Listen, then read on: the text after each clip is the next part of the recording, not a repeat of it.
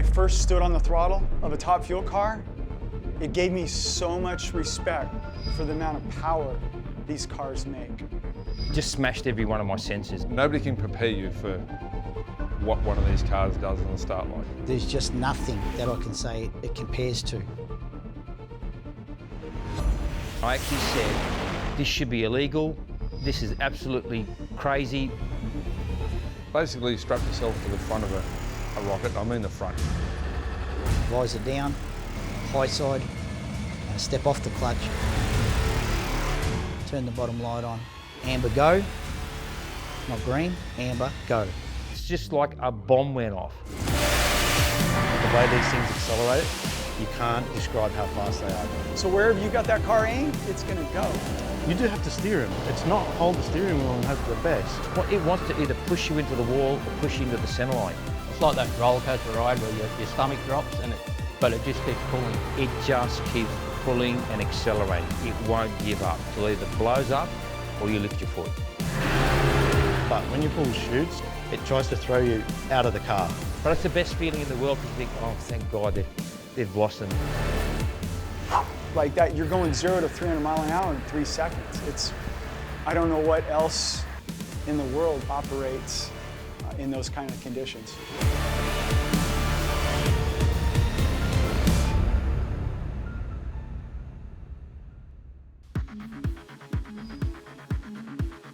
What an exciting time it is for drag racing in Australia as we get set for the opening round of the Burson Auto Parts Australian Top Fuel Championship from Sydney Dragway. And welcome to Western Sydney, and it is a perfect Sydney summer's day here in January. Ideal conditions for Top Fuel racing. And check out the crowd in a place that has been starved of nitro drag racing. They have come in their thousands for the opening round of the championship. We have 6 nitro burning Top Fuel cars, including US star Larry Dixon, a 3-time world champion, joining the field for the opening round. It is going to be an amazing night's racing, and to kick it off, the highlights of qualifying.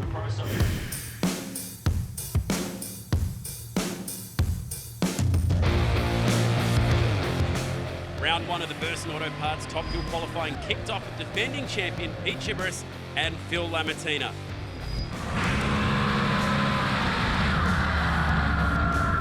Fuchs Dragster up in smoke early, but a strong 383 early shot of 464 kilometres per hour for the premier Dragster. If Shane Olive had any pressure running beside 3-time world champ Larry Dixon, it wasn't evident. The Burson Auto Parts Top Fuel Dragster on its first full-powered pass, 389 at 475 kilometres per hour. Dixon offered early, rolling to a 670. Phil Reid was yet to make a full-powered pass in his new Hydrolink Dragster alongside Wayne Newby. Reid threw down a strong 385 at 312 miles per hour, just shy of 500 k's. For Newby, instant wheel spin. Larry Dixon improved in round 2 with a 395 at just over 300 miles per hour, whilst Phil Reid overpowered the track. Teammates of Olive and Lamartina paired up next, with Lamartina not finding form this time. Olive, another consistent 3.9 second run, but securing his first 300 mile per hour pass.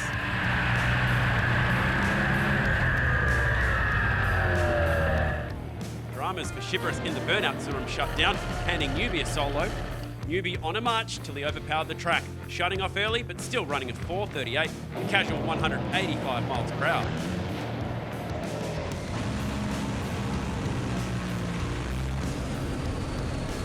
So tricky qualifying conditions here in Sydney, but it leaves us with the top 6 looking like this. Pete Chibris has topped qualifying here today. Phil Lamartina down the bottom, so they will match up 1 to 6, 2 versus 5, 3 and 4 in the middle means Shane Olive will be up against Larry Dixon. It's going to be a huge first round of racing.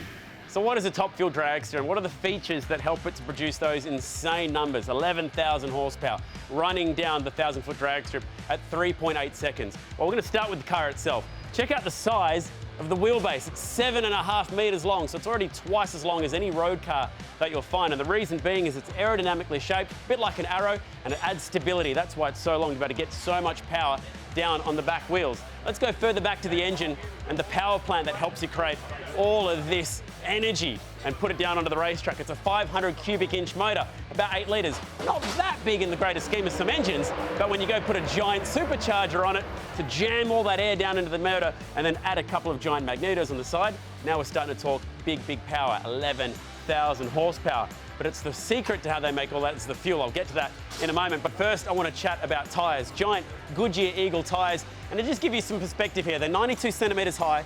They're 42 to 44 centimetres wide. And you go, okay, well, how big is that? Well, let's roll in a four-wheel drive tyre, a very big four-wheel drive tyre at that. And it's just almost incomparable to the sheer amount of footprint that's going to be on the racetrack to help it burn all that fuel. So how much fuel are we really talking about? The fuel tank sits at the front, and we're going to fit in 20, 40, 60 litres of nitromethane fuel. It's about 90% nitro mixed with about 10% methanol. And it's going to burn it at 310 litres per minute. That's the fuel volume inside one of these engines. And this is costing $11 a litre. So very, very expensive fuel bill on top of everything else. It costs $10,000 to send one of these cars down the quarter mile. And that's a very big if you don't break anything in that engine. Overall package, that's $300,000 right there. To put everything together with the trailers, the spares, you're looking at about $1.5 million to buy everything, another $500,000 a year to run it. A very expensive sport, and that is why Top Fuel are the kings of drag racing. To basically summarise what Chad said, there is nothing else on the planet that doesn't leave the planet like a Top Fuel dragster. My goodness, the numbers are just staggering. How about this guy? Is he not busy enough doing fuel? He wants to go and buy a supercar team as well. Yeah, Pete Gibberis lining up in this first round alongside Phil Lamartina.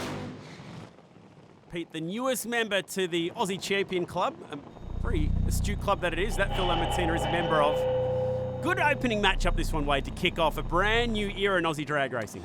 In front of a stout crowd as well. This is going to be an epic concept. 6-round championship. This is the first of, as we back up the Premier Hire entry. And this guy here has been in the game about 15 years as a driver, but the team itself around for a whole lot longer. Pete Gibberis, though, knows just exactly what's required to get these incredible rocket ships down a quarter mile. Because the car's so long, 1 millimetre turn on the steering wheel probably equals 50 millimetres at the front. So the one thing you have to keep in mind that all corrections have to be extremely minimal, and you've got to be really you can't be aggressive with it because it will upset the car.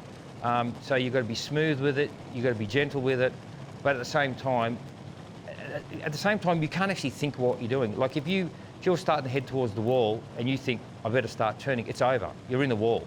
So often you make all your corrections purely out of reaction. He makes it sound so attractive. You're basically not in control. You have to be smooth with 11,000 horsepower. If you think about it, you've already made it. Let me just try one of those things. So here we go, Lamartina and Gibberis. Remember, 30 points for a round win here. No eliminations. Hold on, because it's about to get very loud. Not much in it at the lights. Gibberis will lock it in. 398 with a 1, straps it on. 509 kilometres an hour. Not the way that Lammy wanted to kick off the day. Well, that's a pretty good sign of where this racetrack is at right now. There's been a lot of work at Sydney Dragway resurfacing the quarter mile, which is a 1,000-foot running that we're over today. And a great shot looking back at Phil Lamartina. The noise went out just after half track, dropped a few cylinders on the left-hand side. That's raw fuel pumping out. Enough to lose the race despite getting that better reaction time. Yeah, I was going to say, that's the track bar cam right there that gives you an idea. You just see that smoke when he turned the tyres. Imagine that. You're halfway through the run and those big rear tyres start turning a little quicker than they should. This shot here, yeah, never going to get sick of that one. From Gibberis' point of view, this is 500 kilometres per hour. The poor little GoPros can't hang on. Thankfully, the drivers can. Wasn't the best reaction time at all from Pete, but consistency will win the first battle of the day. I get the feeling it's going to be one of those days where just get it down the quarter mile. When there is this much sunlight beating down on a racetrack, getting that grip with the 11,000 horsepower on the start line, very difficult to do. And you get it on the start line's one thing, but then also get it further down the track. We just saw what happened with Phil Lamartina. Too much horsepower coming through about a third of the way down this 1,000-foot strip. We're accessing about 50 plus years of drag racing experience for the Jim Reed racing team. That guy right there has been in the chair since 2014 with Rapisada. He was an outstanding top alcohol driver. And I asked him before, Chad, what's the difference? What's harder? And he said that the alcohol car is harder to drive than the fuel car. It took me a while to get my head around that. He's adapted himself to these cars very nicely. It's part of a big international operation, the Rapisada team. 2 cars here this week. They actually have a 3rd car here for testing purposes, which Wayne's going to be driving, which is pretty cool. But for Phil Reed, this is about rejuvenation, so new car for this week. He's still got his brother tuning it and turning the spanners, but this is a good first round matchup against the Rapisadas. What a mean shot of Newbie facing back as he spoons with an Exocet missile. Nothing out of the lights. 0.02 of a second at the lights. It is Phil Reed. He was off it early, so it's under 500 kilometres per hour, but it just sneaks into that 3-second zone. Smiles from the Jim Reed Racing family, and they are moving on through with 30 points. Just love the distortion you get in those rear tyres when you see those slow-mo shots. You're right, that was of course Bruce Reed, crew chief on the car, and the legendary dad Jim. We'll take a look at the wing cam on Wayne Newby's car. He does a lot of work with the Rapisada team, above and beyond actually driving one of these things. Just punches you back into the cockpit, and then how's the way his head slams forward as soon as he lifts off the throttle. Then you got to reach forward through the G-force and pull the chute. It's just such an appealing concept, isn't it, to us mere mortals? That's why a lot of drivers decide to have the parachute button on the steering wheel, so you're not having to take a hand away for it. Up behind Phil's car, look at that raw fuel coming out the right-hand side. Look how the whole car moved in that direction. The lack of horsepower coming out the right-hand side of that engine.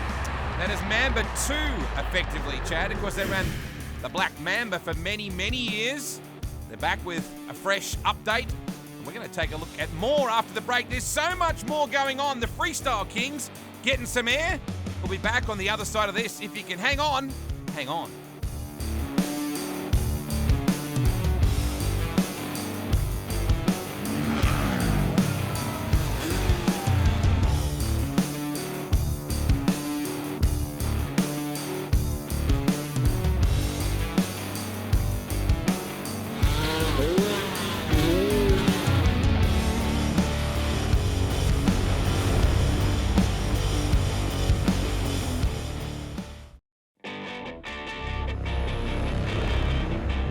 Burson Auto Parts Australian Top Fuel Championship. Next up, Larry Dixon. So cool to have this guy back in the country. First time since 2017. Sport's come a long way since then. I can tell, the quality of the equipment in Top Fuel has definitely stepped up a lot. I mean, there's 6 cars entered in this weekend's event. Any one of the 6 could win and justify it. They're all good cars, good drivers, good teams. So it's good equipment. So everybody's got a shot at the title.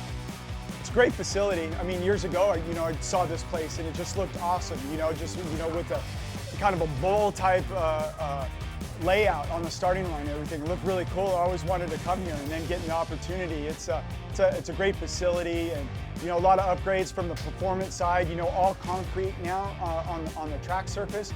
So I mean, weather permitting, you can have record times this weekend. It's incredible to think the contribution that Santo Rapisada has made to Australian top fuel drag racing. Phenomenal. Just the financials, let alone the energy involved, and of course got a multi-car team. He was never going to roll up with just one dragster, Chad, was he? Yeah, 4 at the moment that they could have put on the track this weekend had they had access to the drivers. So just finding top fuel drivers, the only thing stopping from putting Santo on the track with 4 cars this weekend. How about this for a moment for Shane Olive, up against a guy that he idolises in Larry Dixon. What a tough first round ever in top fuel racing this is for Shane Olive. Oh, just have a go, son. He's certainly no stranger to drag racing, is he? He's been down the quarter mile a time or 2, particularly in a funny car sense. So he knows his way around drag racing. But as you said, facing a 3-time world champion in the opening round here at Sydney Dragway, it is a cracking day. And Sydney has responded. Look at all those fans in the house for the first round of a brand new and very exciting new Top Fuel Championship. 2 guys at opposite ends of the Top Fuel career scale right here.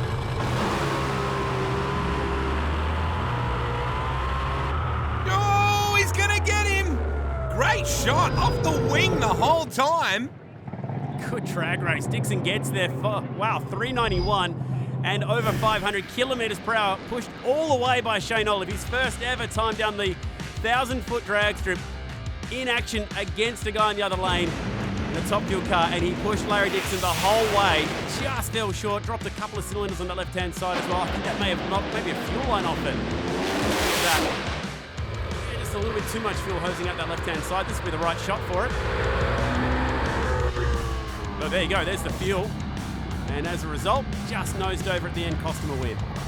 So much going on in a confined space, isn't there? The collective energy. At some point in your life, you need to stand on the start line when two fuel cars leave, because it's like every atom of your body separates and then comes back together. Fantastic battle. Olive doesn't quite get there, but hey, the potential is definitely there. Round 2 sees Gibberish and Wayne Newby up next. Yeah, I like these matchups because we've also got Phil Reed and Shane Olive. So Shane Olive coming off the back of a 3-time NA Trade champ, gets a 3-time Australian champ, so he's having the tough road through. And then Larry Dixon and Phil Lamartina, both these guys will need a win if they want any chance to get through that last round. Going to be a really exciting round 2, not too far away, so don't go anywhere.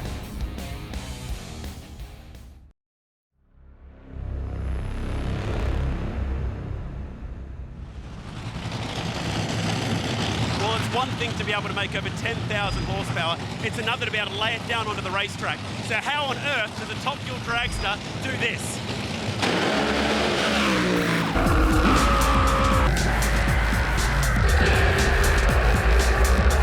Top Fuel Dragster is completely different than any other race car. We don't have a transmission, no gears, we have a clutch pedal, and we have the main thing that gets the power to the racetrack, which is the clutch. These are the secrets to getting these race cars down the racetrack. We can make all the horsepower in the world, it's not a problem, but if you can't get this piece right here right, the car's never going to go anywhere. You've got 4 main components. You've got a clutch pack, which applies all the friction. You've got your pressure plate, which applies all the load, your donut, and your flywheel. We've got the 12 lockup levers and the 6 primary levers. So when the driver leaves the start, or actually even before he leaves the start line, he takes his foot completely off the clutch pedal, completely different to a normal car. A normal car that would stall the engine. With a top fuel car, only these 6 primary levers here engage. So as you pull on these, you can see the movement of the hat applying pressure to the pressure plate. Now, if this was a road car, it'd be like putting it in 5th gear, revving the engine right up and slowly releasing your foot off the pedal. Now, we don't have to do that with the driver. We've actually got it controlled by a small computer and a hydraulic ram.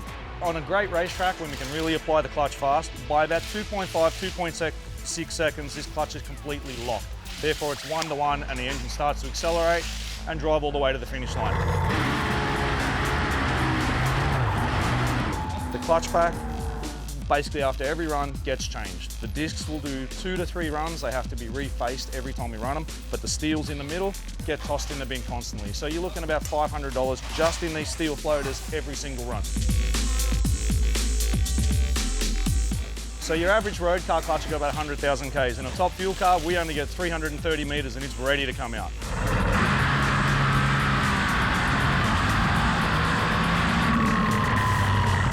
So this entire assembly is spinning at about 8,500 RPM. It's extremely dangerous if it explodes or breaks. So we house it inside of a titanium bell housing that also has a double liner inside of it. So you've got 3 layers of titanium protecting the driver and everybody in the grandstands from this ever failing.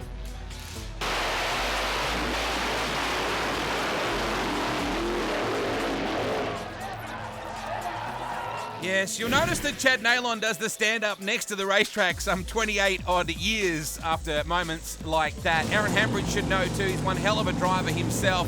We take a look at Gibberish, fire in the hole for the Premier Racing entry. And this series is just on the cusp of something huge. It's really exciting, isn't it? You know, the cars look fantastic. Went for a walk in the staging range earlier today and everything just looked resplendent. Brand new paint jobs. The liveries look fantastic. We're going to be adding more new tracks around the country, which is what this is all about, taking this show and this sound right here to as many race fans around Australia. And it's only at that moment when you're at a top fuel event for the first time that you realise, well, hang on, that was just a burnout. Yeah. Something went completely radical with my atmosphere. This is pretty cool. A backup cam. Looking back at Pete Gibberish as he reverses 11,000 horsepower back into the garage on the start line. Current Australian champion too, with a lot to prove. Very successful businessman. He backs it up. Beautiful conditions for drag racing, crystal clear. Something about people pointing at their helmets on today's show. Wayne Newby, he wants to get after this. You can see on the back there, the In Memory of Louis is always just underneath. Can you believe it's been 32 years since Louis Raposada passed away, and Santo will always tribute his son's memory on his race cars. You look at Newb, just pull the gloves down a little tighter. That is Gibberus closest to camera. And so cool that Santo and Santino continue that tradition, tuning these cars for the Raposada family. Gibberus already on 30 points. A win here would send him through to the final, maybe, depending on the times to come. Oh, that's a good drag race. Very good drag race. Gibberus is in really good touch. A 390 with a 1. Just a lick over 508 kilometres an hour. Newbie still scratching his head. There's Chris Pither, who's now, of course, driving for Pete Gibberus in the Premier Racing Supercar team. Noobs kind of was tagging along there. Yeah, he was just with him, but Gibberus getting the job done at the end. Tim Adams didn't look overly impressed with that last pass of the crew chief for Pete Gibberus, so they are slightly vulnerable. Yes, they've got the maximum points, but it will come down to their elapsed time as to whether or not they make it through to that final round later tonight. The time to beat at the moment is that 390. It just lost a bit of the blower belt as it went down the track too. This is a good angle. Watch right of screen. You see these little shards flying through the air right there? That's stripping that supercharger belt. Also happened to the left-hand lane as well. Fat crowd in the house here at Sydney Dragway for round 1 of the Burson Auto Parts Australian Top Field Championship. And that man there, 3-time Australian champion. The team, gosh, it's around 20 now, I think, or something like that. Jim started racing back in 71. And largely responsible for this particular venue even being here. Shane Olive, a relative newcomer to the game, driving for the Lamartina operation, the Carrot Kings of Australia. As we dangle another carrot in front of Shane Olive right now. Yeah, new to drag racing in terms of top fuel, but has certainly plenty of experience in other cars, funny cars, top door slammer style sedans as well. The team scrape away those rear tyres, getting some nice clean Gucci rubber to bite down onto that racetrack, get all that horsepower through. Great shot looking down as Pete Gibberus returns in front of the crowd. A cool shot that is. So, Phil Reid on 30 points, wants to head through to the final on 60 points here, but needs to go quicker than that 390 that we just saw from Gibberus. Waiting for the boys to come into stage. Double yellows. We're out of here. Phil Reid shuts it down early, but it matters not because Olive, did not get out of the hole. A 476, 388 7. That's a very stout ET, regardless of the fact he shut it down. That's a surprise. That's a really quick time. I think that's what's got Bruce Reid so buoyed talking to his dad there, as that was still quicker than what we saw earlier as the Burson car goes straight into tyre smoke, barely made it past the Christmas tree. So Phil Reid's locked himself into that final tonight. That's good news for them. Oh, it's frustration though for the Lamartina family and Shane Olive, yet to get a win like tonight. Just imagine what that does to your dental program when you're inside that thing and it shakes the tyres. Everything inside that thing would be even more alive than it was before. There's the reaction. Phil Reid, the Hydralink hammer is down. That team is looking strong. Never get sick of that. So importantly, went quicker than the time of Pete Gibberus. Wham! Still not quite 500 kilometres per hour, but a great run. So he's locked in, but who else is going to be there? Maybe Larry Dixon? Still plenty more to come from the Burson Auto Parts Australian Top Fuel Championship.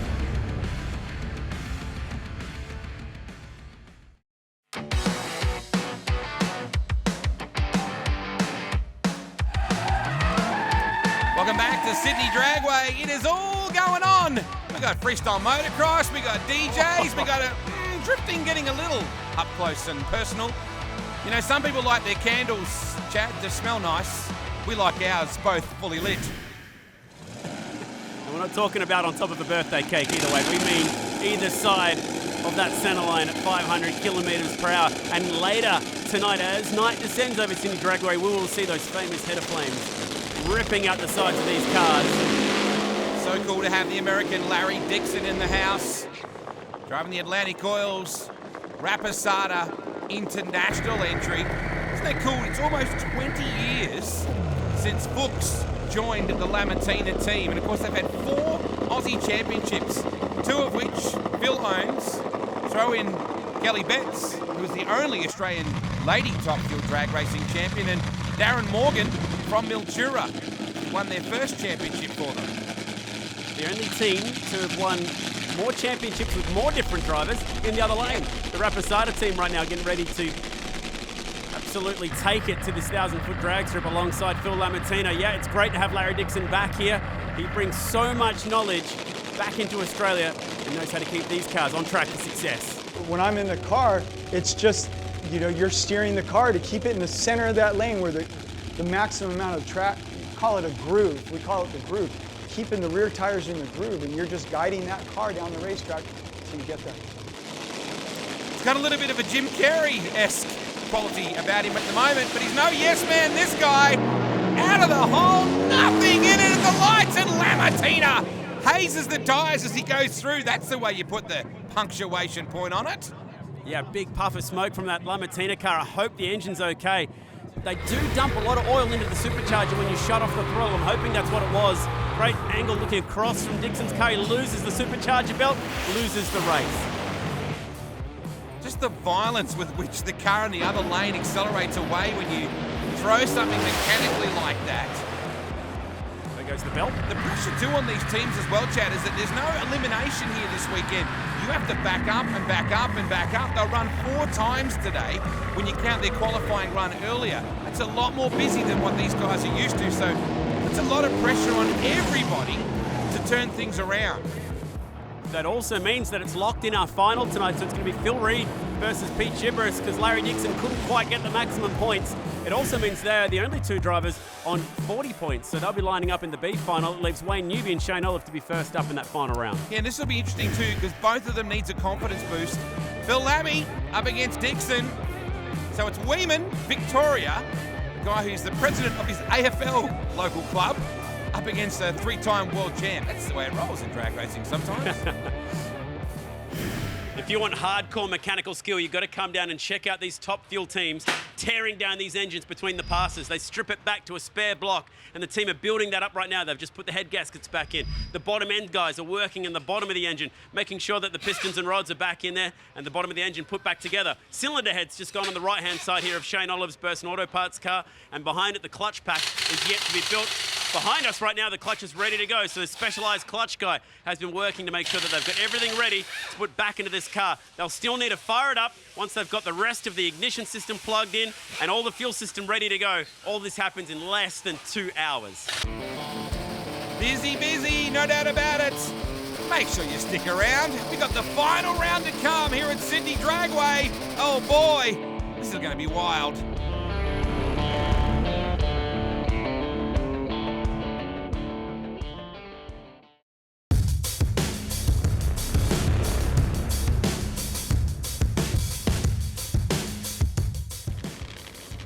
Well, just in case 6 nitro-burning top fuel dragsters wasn't enough, we've also got plenty of nitro on show in Top Bike. We're checking out some of their final passes tonight. And that's John Zara, who looked to be good, getting the flames going, but not quite enough as Denny Ricard managed to sneak through and get to the finish line first. They're running over the quarter mile tonight, 7.8 seconds, but a lot of people here to see this guy. Chris Matheson and Rob Kasser had been so consistent all night long, running low 7-second times. Always tough to take on a 7-time national champ. Chris Matheson getting the job done. Those times, well, look at that, 6.7 seconds. I'd say on 2-wheel, but for the majority of his runs, he's usually on 1-wheel. They've taken all of their engine management program and engine building in-house now as well for Chris Matheson. Cool to have those bikes as part of the show. Oh, absolutely. You look at these guys in top fuel dragsters, then you go, wait, there's guys on motorbikes doing that as well? We're into the final round right now. Wayne Newby and Shane Olive, both these guys have had potential, but have never really locked it down. So now's the chance to go out of the weekend with a final win. That guy right there, Shane Olive, relatively new to the game when you compare him to newbie who's been in it since 2014, so coming up on 8 years, entirely with the Rapisada team. What a night it's been for Shane Olive. Now gets to race one of his good buddies in Wayne Newby, but hasn't got that elusive first win light. So he had such a good run through his licensing program and has just hit a brick wall when it comes to just breaking through for that first win light. He'd love one right now. So an extra few inches to find the second beam. There it is. Just roll in, light the top lights. Here we go. Oh, we've got a drag race here. Oh, Olive up in smoke. Big flames. Look at the supercharger hanging off that thing in the left-hand lane for Shane Olive. Big damage. They had some dramas getting that car around in time to race with cylinder head issues in the warm-up. And that looks like more than just cylinder head issues, I'm afraid. Looks a little bit like the fireworks. Unfortunately, that's not a good thing. I'll take fuel anytime I can get it, but at night time, is there anything better? Just have a look at double candles in both lanes, fully lit, and kaboom! Yeah, that was a painful one from the wheelie bar.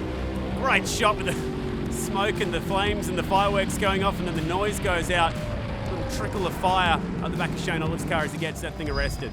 I was talking to Phil Lamartina coming into this event. He told me that they're not expecting huge things just yet from Shane Olive. He said it'll take a little while for the team to get to know each other, get the setup right, and find their mojo. They're expecting at least 2 or 3 rounds before they start to do that. Bang. But that was the fastest pass we've seen so far tonight. That was from Wayne Newby. So 5 bonus championship points. There's also 5 points up for grabs for the quickest. Now, quickest and fastest is different. Quickest is time, fastest is speed. Yeah, and Newby can at least use that going into the next round, Chad. And every little bit of confidence you can manage to pull in is always going to be a good thing. Yeah, we sort of like had the weekend from hell for our team, but great weekend, great crowd. The sport seems to be going the right direction, so let's pray we can do a bit better in the next race. It didn't finish the way that we wanted, but you know what? For the Burson's Auto Park Top Fuel Dragster, we had a great weekend. You know, we had some issues there in the last turnaround with some engine parts.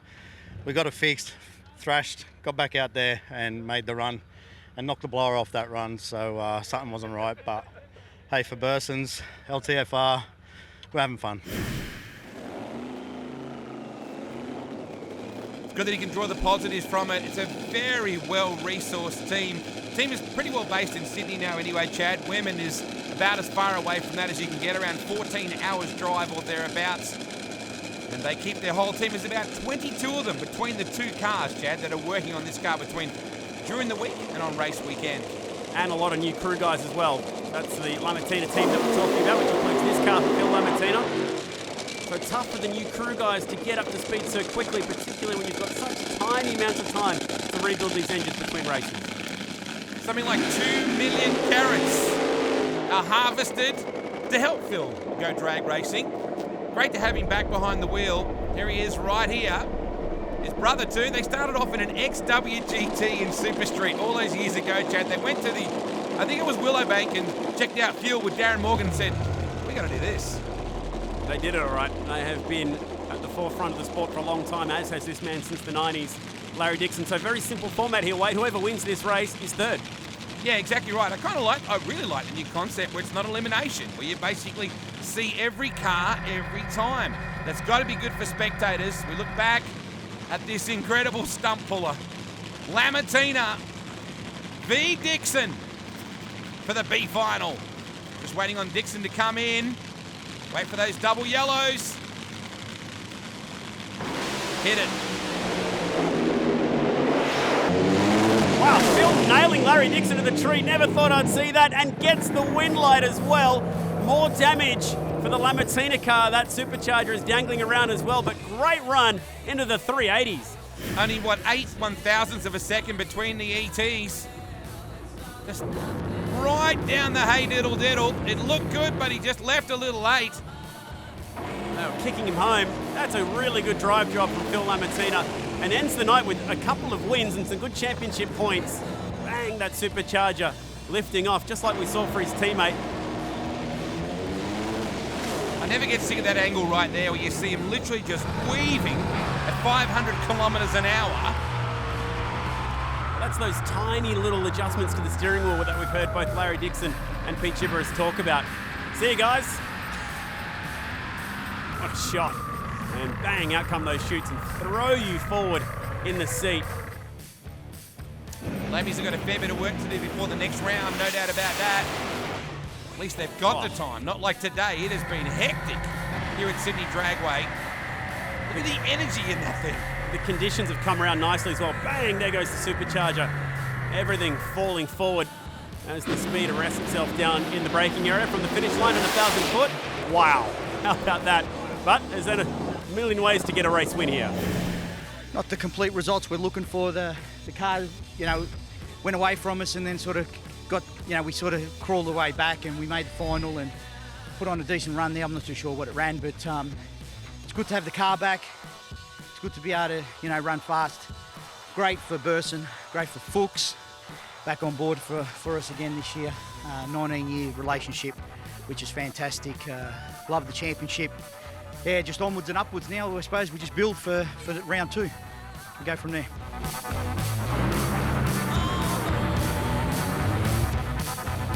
Being able to make 3 runs today, they were incredible runs during competition, so it was good. I really appreciate everybody, Andra, Sydney Dragway getting us, especially Sano Rapisarda for the invite to come drive his car. Had a great time. Wasn't here for a long time, ain't gonna stay for a long time, but it was a good time, so thank you. Yeah, no, thank you, Larry Dixon. The A final is coming up. This is gonna be a beauty. Please stick around.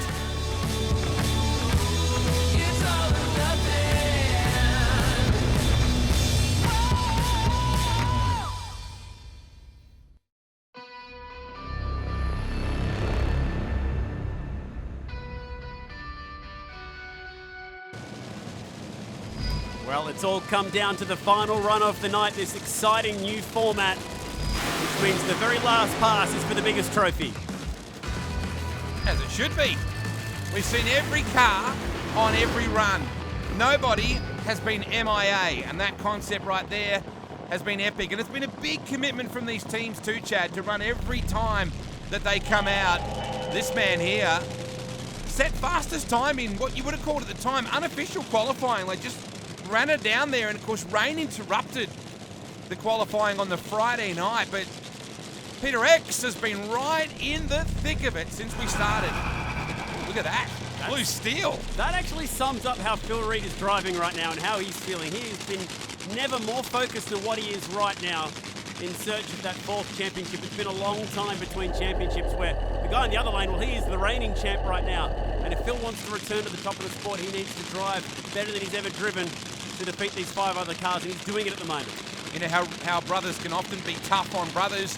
Bruce was telling me he thinks that Phil is absolutely in the prime of his career, and he can really relate the information straight back after every pass. That's very accurate. It comes back exactly with the downloads. He'll say, this is what the car's doing. They'll download it. He'll say, yep, he's on the money.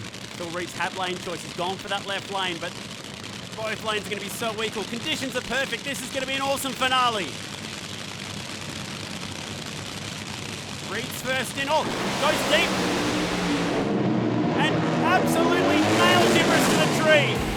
And gets the win light too. What a final, what a run, what a drive, Phil Reid. Gotta love the mind games when they bring him into stage like that. I don't know whether Peter was slightly distracted by that or not, but that was not a good light, and that cost him dearly. That was incredible. Phil Reid wins the first round of the Burson Auto Parts Australian Top Fuel Championship on a hole shot, which means he was slower down the quarter mile, but won the race with a better reaction time. That is a driver's win. Bruce Reid and Jim Reid celebrate on the start line. It was a good run for Pete Gibberish, but he just got beat. He'll be filthy, absolutely filthy on that. That is perfect for Phil Reid. And you're right, he did go that little bit deeper. That's why that top light blinked like that. Did that grab Pete Gibberish's attention? I'm not too sure, but what it did mean is that Phil was starting slightly closer to the finish line, closer to getting out of those staging beams. That's where the better reaction time came from. What a move. That was incredible. A lot of experience on that lane. As we look to your right side, they just weave down the end. In the end, though, there's only one winner. Gibberish will be filthy, but I bet he'll be back harder than ever in round 2. That is a tough way to lose the first and final race of the year for Pete Gibberish. Losing on a whole shot, no driver ever wants to have that happen. conversely, on the other side, that is the best case scenario for Phil Reid. If you can win a race with a slower car, you're proving to everybody out there that you're still very much at the top of your game. Have a look how close that was. Well done, Phil Reid. That was just awesome. Hats off to my crew and to Hydrolink, and I rolled in a little bit deep. The brakes have been playing up all day, but I didn't mean to go in that deep. Yeah, I don't know. You said I won on a whole shot. I don't know what it ran, but hey, car's been flawless all day, and to debut this car, yeah, but hats off to my brother, Dave Archer, Gus Corey Summerson, all my guys. Just a great job all weekend, turned it round. Thank you to Hydrolink, McDonald's, FSD Workwear, Valvoline. Didn't spill a drop all weekend. And from when the Winter Nationals to here, that's big for us because we killed 4 motors at Winter Nationals. But, mate, can't say enough. And the track prep, excellent. But yeah, hey, this new Top Fuel Series is alive and well, and I think we're going places. I remember 6 months ago, probably longer, Andy and Nathan sitting down with us with a new concept. To be up front, you know, we've sort of all heard it before, but you know what? There was something different about this. They put it together. All I can say is wow, it's unbelievable. Thank you very much to Bursons for backing this. Sensational, but look, everyone involved, it was just a sensational event, and I think it's only going to get better as we go along. One very emotional Phil Reid and one very quietly determined Peter Gibberis. Congratulations to everybody. What an epic first round it was. Let's have a look at third through to first in the way that the championship is running so far. Yeah, well done, Phil Lamartina, Gibberis and Phil Reid, of course. Spraying champagne. Cool crowd here to watch all of this unfold. They've stuck around to the end as well. But that was just fantastic, wasn't it? And this new point structure that we're going to see here is starting to play out. Love the round format that we had. And what it means is that Phil Reid is in the box seat at the moment. 25-point leader at the moment. Phil Lamartina is actually in third. Newbie fourth. Dixon and Olive, your top 6 after round 1 here at Sydney Dragway. Crowd sticking around as well. The Burnout Beast. They love this stuff as well. Keep your eye on our social media as well, topfuelchampionship.com.au and all the socials to check out when the next round will be and where. Chad, it's been epic. We knew it would be. Yeah, cool to see Summernats bringing the skids. The Top Fuel boys bringing the nitro. And if this show rolls anywhere near your city, you've got to come and check it out. That was fun, Wade. Let's do it again sometime.